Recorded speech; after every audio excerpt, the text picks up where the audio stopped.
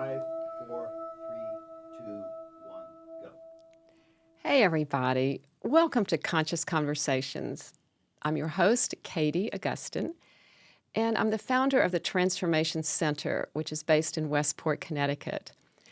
And, at the center, in addition to the individual shamanic healing and transformation coaching sessions that I do, we also offer a variety of classes and workshops each month. So you can go on our website. We're going to put up the contact info. It's basically just Transformation Center CT for Connecticut.com. And there's a calendar. You can register right there on the website. And, I really love hosting other practitioners because you can learn from them. There's so much available out there for us right now. And really, that's the whole purpose of the Transformation Center, is to help you, rediscover who you truly are and let go of who you're not. So we'd love to help you do that. All right. And, for Conscious Conversations, I also really love meeting new people each time that we have a show. And you can learn from them, too, about their journey, how they've navigated it, and, what they're offering for you today. So I'm very excited that tonight my guest is Nicole Desir. Hi, Nicole. Hi, Katie. It's great to be here. Well, welcome to the show. Thank you. And before we get into our conversation, I'm just going to read a little bit about you for our audience. Great. Okay, because Great. they don't really know you. Actually, I don't really know you that well yet. We're going to work on that today. So we'll also put up your slide with your contact info, and they can reach out to you. So Nicole Desir is a passionate, connected, and dynamic business executive with 25 years of experience in building and managing brands. Okay, we're going to talk about what brands are. We are. Yeah, okay, yeah, good. Yeah, we'll talk about that. I didn't tell you, but we have that in common. I used to be a brand manager. You did not tell me that. I know. You kept that to yourself. I know. It was a long time ago. All right. So she is a brand and marketing consultant to business owners and agencies, building opportunities for significant growth, because that's really what it's about in that world. Well, Yes. Actually, in our all worlds, yeah. Isn't that the case? Yes. Yeah, so professionally and personally, Nicole has been leaning into her intuition. And that's kind of how we got connected to begin with, through the TLC, Tribe TLC, Beth Lees calls it now, where there's a group of holistic practitioners that get together, share resources, and support each other. It's a beautiful thing. And that's tribetlc.com. Yeah. It's a great network. I've just found that both in New York and Connecticut, I've been building my network in that space, and that's where you and I connected. Yeah. And that was just a few months ago, too. So I'm so glad you're here today. That was pretty quick to get you on the show. Yeah, so also as a business leader and advisor, she has been utilizing all of her senses to guide her, in addition to the data. So we'll talk a little bit about that. And she's been connecting with other intuitives and healers, right? And learning how much we each have these abilities within us. Yes. And that is so true. We all do. We really do. And it's just a matter of tapping into what we have within us. Yeah. And utilizing that in our day-to-day lives. Yes, because I think that for a lot of us, we don't realize that that's the case. Our culture doesn't encourage that so much. Yeah. I don't know about you, but what was your background before, like business? So I have 2 degrees in English. Okay. I did not intend to go into business. I completely sensed my way into business. I was finishing up my master's degree and had no idea what I was going to do next, and thought, well, maybe I'll be an academic. And I was finishing my master's thesis and was temping because, of course, I had no money. And I was temping in New York at the time. And temps at that time weren't really responsible for anything. Like, you might need to complete documents or answer phones, but you weren't truly responsible for anything. So you could do other things while you were in someone else's office. So I could do some of my own research and writing while I was in someone else's office. So it was great. I could work and also do some of my own research and writing. Well, that was handy. Yeah, it was pretty handy. And I got to explore all these different industries beyond what I'd interned in So while I you were was in my exposed undergrad. Yes, I to was all of exposed to this. all these different industries. So I got to cross off a bunch of things that I sensed. Now I look back and I go, oh, I was sensing what wasn't working for me. So things like finance, no. Things like law, I sort of did that as an intern, no. Things that I thought for sure were yes. And then things that I thought were yes, I wasn't identifying opportunities in. So things like publishing, because obviously I have 2 degrees in English. I love the language. I love language. I love the written word. I thought for sure I want to be in publishing, and I wasn't necessarily finding opportunities in that. And somehow or another, I ended up, to me, this is hilarious. I ended up working for a beauty company in their international marketing department. And there I actually had a lot of work, and I couldn't quite do my work and my research. Oh, that for was my still as a master's. temp. Okay. That still as a temp. Okay. But I was making decent money, so I could like stock up some money. And then that assignment came to an end, but they liked me enough that they brought me back into their global marketing department. And there I started working for 3 women who said, "What are you doing? You're working on your master's thesis? And what are you doing next?" And I'd already applied to a PhD program. Wow. And I said, "I think I'm going to go do this PhD program." And they said, "You're going to become an academic?" Because they'd realized that I had an aptitude for marketing, the creative aspects of it, developing campaigns, developing brand identities, evaluating the data. And they said, no, you're not going to do that. You're going to come work for us. You're going to accept this full-time role. That is hilarious. And I said, Yes. what? Like working in beauty on fragrance at the time? Are you kidding me? I don't think so. It just didn't. And then I that's thought, amazing. well, I'm not sure about this academic route, and nothing else has quite felt right. And I actually really enjoy this work. Well, I was going to say, just by the way you're describing it, I it feels like it really resonated. enjoyed- You liked I it. really Yeah. enjoyed the work because it fulfilled this very creative part of myself. It did utilize my senses for language because you have to Right. write so much. Copy, yeah. And there was this other aspect of myself I didn't realize I also really enjoyed the analysis, analyzing a business, analyzing the data, Yeah. but also sensing it. What's going to come next? Yeah. What do you have to think about for the audience? What do you have to think about what they might want? What doesn't work? What do your customers want? Putting yourselves in their shoes, so to speak. Yeah. Right. Well, a lot of intuition is involved In that. in marketing Yeah. and Yeah. creativity. Yeah. And so I said yes. I put off my plans for a PhD, and I thought I can always go back to that. And it's been 20 plus years later, 25 plus years later, and I'm not, every time I think, I've had enough, I'm going to go back. I realize that the part of me that also enjoys learning and teaching, I'm still always doing that. You know, I'm either doing that with teams of people that report to me, or I'm collaborating with people. I'm always learning and teaching. Yeah. Yeah. So it's not like you put a halt to it. No, You never. Just kind of Yeah. Took a Meandered in a different- different way, yeah. completely different Yeah. way. Yeah. Always learning and teaching. So I really, truly believe that my career unfolded in a way that I couldn't have predicted. The universe completely guided me. Even my undergraduate and graduate degree, I felt like the universe guided that because I'm first generation American.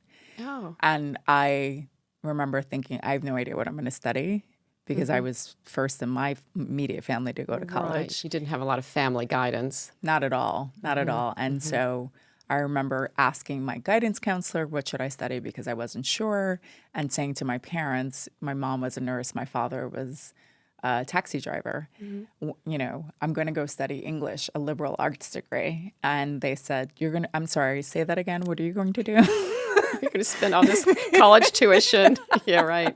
Right. Or not a practical. Didn't make sense to them. Right. And, you know, I tried to explain to them that without really having clarity on a specific vocation, that would be the best thing at the time. That was the advice. I mean, and if you look at it today, it's still probably the best advice. That is interesting. I have a degree in English, and so does my husband. Because and neither one of us, use it specifically right, for in that way. Yeah, but yeah. I think what's interesting, because we're having this conversation around intuition, is it's about the language, but really what it's about is how to evaluate thinking and senses and feeling. Right, that's a big part of it. And it's really all-encompassing when you think about it in those terms. It sets you up for whatever you really want to pursue. I think it's a good underpinning. That's the way I look at it. Yeah, And communication. and to communicate exactly that. And exactly that. How do you structure your own thinking and evaluate someone else's thinking? I use those skills constantly. Yeah. No, Yeah. I can see why that would be good in that business. And I never thought about it because, like I shared, I was in marketing as well, and it was kind of accidental too. And I probably used all those skills without even realizing it either. Yeah. So, I mean, here I was surrounded by people who had studied marketing and business in school, because they either loved it or were guided to do that. And and were highly competitive. And for me, it was about learning and sensing. And so I didn't have this aspiration to get to X title by X time. I wanted to soak in as much information as I could and sort of sense my way through what was going to happen next. But I didn't have a language for that then. I just knew that that's what was happening. Well, that's kind of who you are. Right. And, Yeah. you brought something to the table that a typical business background individual, whether it's marketing or anything, they don't have that. Yeah. I mean, they can develop it. Like we said, we all have it inside of us, but they were focused on other things. Yeah. It's funny. I worked for a woman for a very long time, and she once described me as intuitive. And I really was upset by that because, if you think about it, you've been a brand manager, so you know what this means.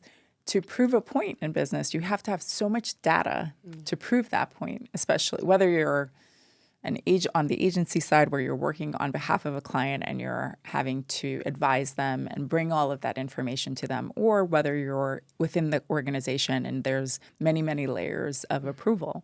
There's so much information that you have to justify and argue the business case. Yeah. And so to say that I was intuitive almost sounded like I was sort of flying by the seat of my pants. You thought it was like an insult. But again, looking back, it was absolutely true of me, because I can still to this day, I sort of see it and then I go prove it. I can see it. I can see it and I can sense it and I can feel it. And I wish it wasn't almost sometimes true. Oh. Like, if you were to say to me, actually, we were doing this as we were sitting down. You said to me, hey, I need to do this thing. And I immediately start saying, here's some ideas. I can't stop myself. Can't help yourself. Yeah. Yeah. Well, you are intuitive, and it feels to me, Nicole, that you're also an empath. Yes, absolutely. Yes. And I think, so I started my career in the 90s, the mid-90s, mid to late 90s. And that was definitely not a skill that was being emphasized. In fact, you were being asked to park that. And so I parked that for a long, long time. And I ended up parking it in my personal life too. And I really didn't start to value that until I became a mom. And my daughter's 10. Oh, wow. So really in the past decade, I would say my life has really is going through a transformation, because I'm leaning into these things that have always been true about me, but I've parked. Wow. It feels like you're reclaiming it. Yeah. That's what it feels like. Yeah. When you say parked, I like that, because it's not, you didn't shut it down. You just parked it. Yeah. It's like, I can't, in fact, the people who either worked with me or worked for me would have said, she's not empathic at all. She doesn't understand. It's because I demanded so much of myself. I couldn't quite be empathic of other people because so much was being demanded of me, and then I demanded so much of myself. It was hard to say, well, then I can be understanding of you. Right. Yeah. Right. Yeah. It takes that. Yeah. So you attribute the shift to your daughter being born that opened the gateway again? Probably even me saying, I want to be a mother. Okay. Yeah. Okay. Me even saying, I am preparing to birth Yeah. a person, not birth a business, not birth an idea, not using my creativity in that way, but to birth a person and make space for a person and have that person take up space in my life. I think that really created a huge, huge shift.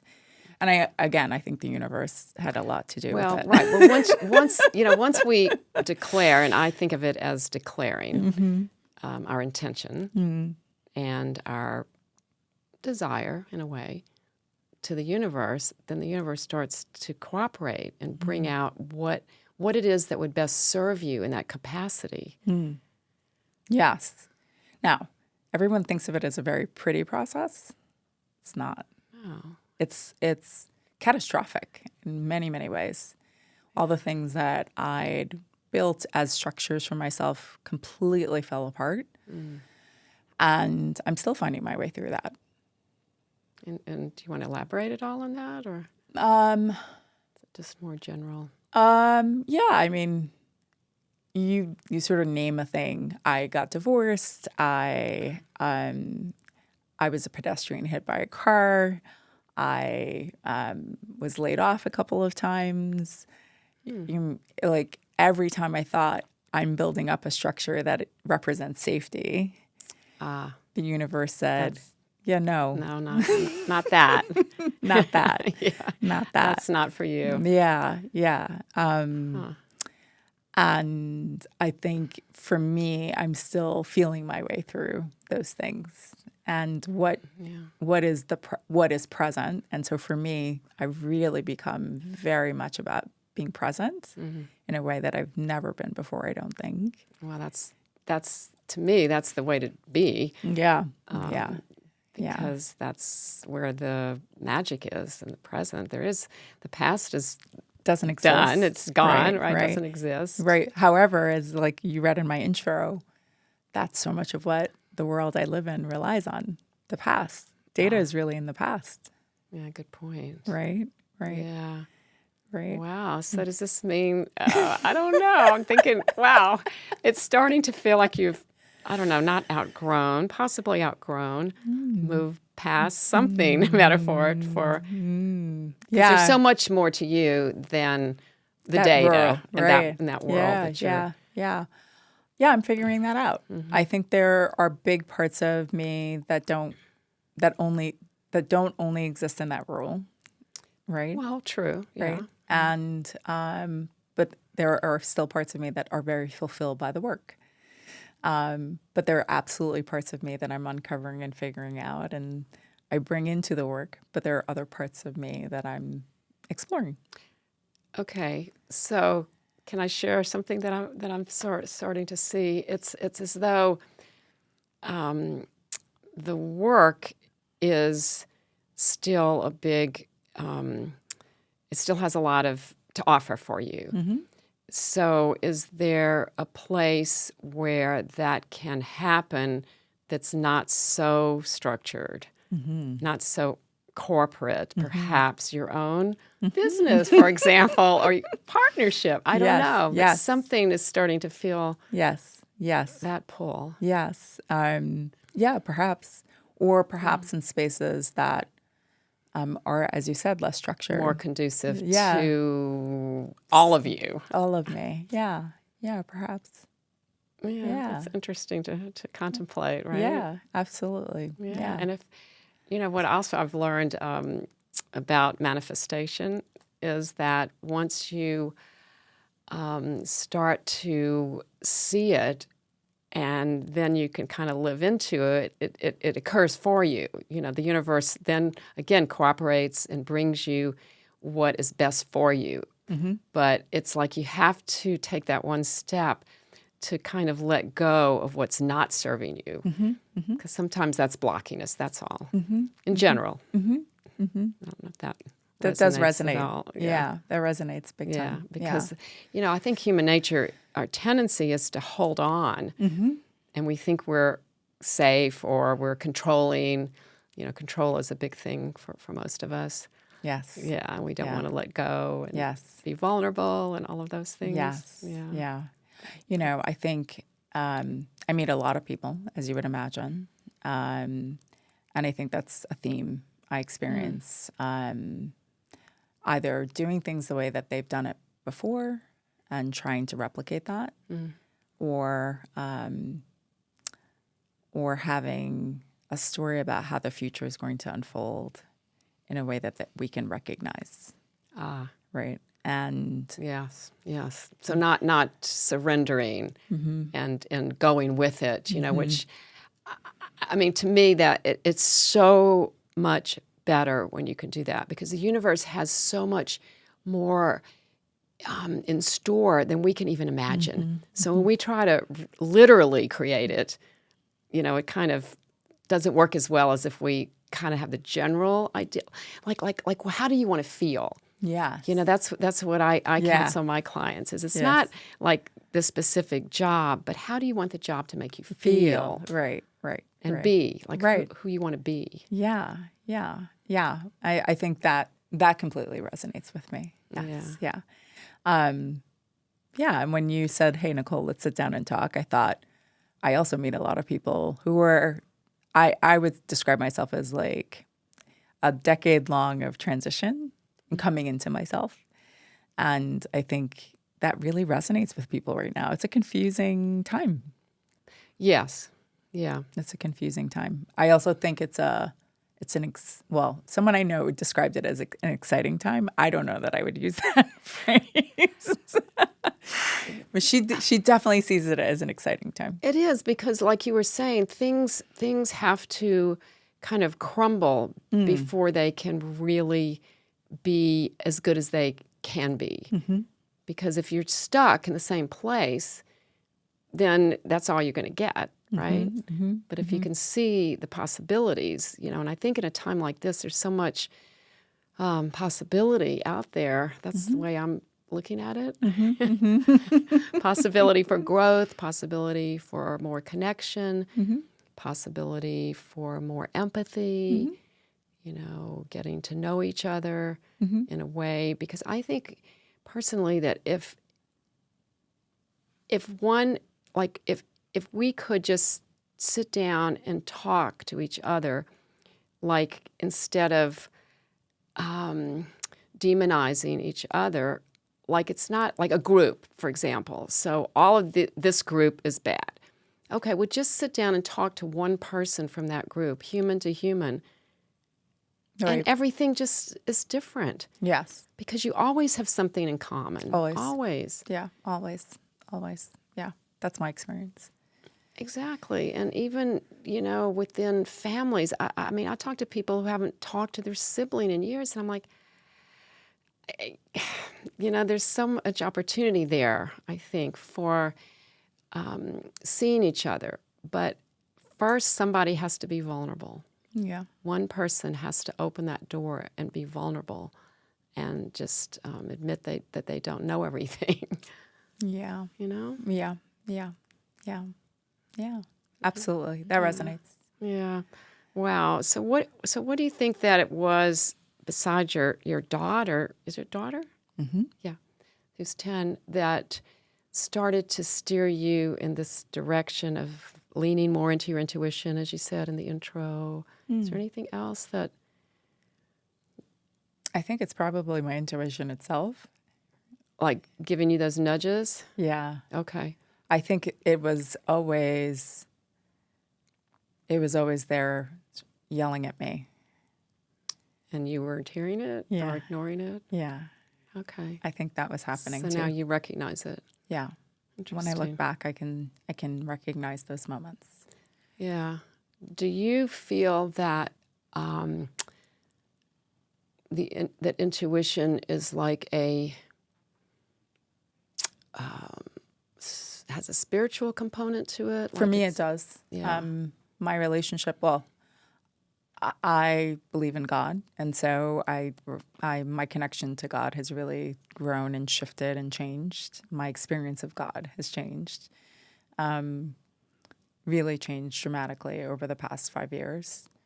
Can you Yeah, describe it at all, or is sure, it? sure. We've gone down I'm a whole curious. different I'm path. curious about that. I know. Well, it is conscious conversations. Yeah, you that's know? true. It's true. I think so. I grew up in a very religious household, and I think I always experienced God, even though I was taught God is with me everywhere. I always experienced as God is outside of myself, and now I just experience a completely different thing. God is within me.